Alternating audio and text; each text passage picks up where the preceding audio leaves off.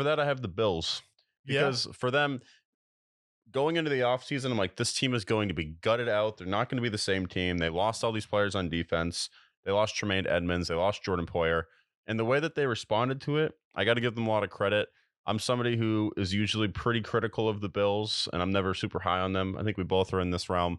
But Yeah. they went out, they got a really, really nice tight end in Dalton Kincaid. They got some really nice defensive players in the draft to replace some of their losses. And I don't think that they've necessarily taken a serious step back, if any at all, despite the fact that there was a bunch of free agents that they lost. They signed Damian Harris, who might not be the sexiest running back, but I think if he can be solid for them, like he's been solid Yeah. for the Patriots, then I'll, start to respect that. Don't think he's going to set the world on fire. We'll see what they get in James Cook. But I think the Bills moderate winners in this offseason. Yeah, the Bills are definitely moderate winners, and I think they're a team that should definitely take a swing for a running back if someone becomes disgruntled.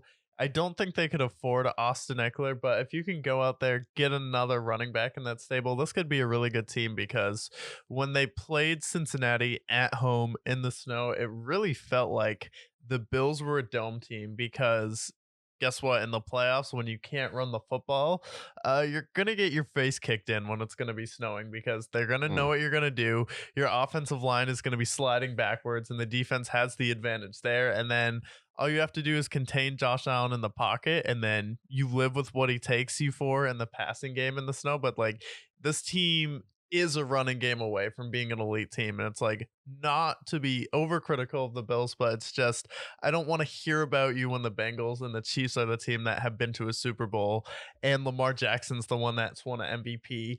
And you haven't proven any of that yet. And like you've regressed each year. So let's take a step back this year. No one's going to be overhyping you up this year. It's just going to be the exception of Tony Romo in the booth talking about Josh Allen, but Josh Allen deserves his props. But overall, I think the Bills, with the pressure off of them this year, the pressure's not on the Bills.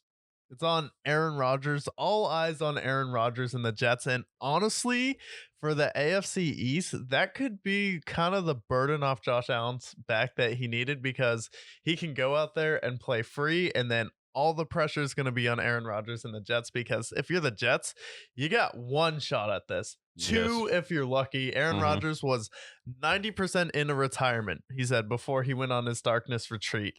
And, you know, sat alone in the dark in a cabin. So it's like, honestly, how do you feel about Aaron Rodgers stepping in the division? Because honestly, I feel like with the Bengals destroying them last year, what the Chiefs showed, people are talking about the Jaguars. Joe Burrow's the favorite to win MVP. Lamar just got re signed. So there's a lot of pressure on all of those teams. And I feel like, as far as the scale of who has the most to prove, the Bills have kind of fallen down that ladder a little bit. I think a lot of people are underestimating the Bills just because of the fact of they got blown out by the Bengals in the playoff game. Josh Allen led the league in turnovers, and they lost a couple of players on defense. So I think a lot of people are kind of underestimating the Bills. I mean, Josh Allen is still a top 5 quarterback. There's no doubt about it. And they still have Stephon Diggs. They still have a solid defense. Sean McDermott knows how to coach a defense. So they're a team that I think should still absolutely be in the mix for, making it out of the AFC this upcoming season.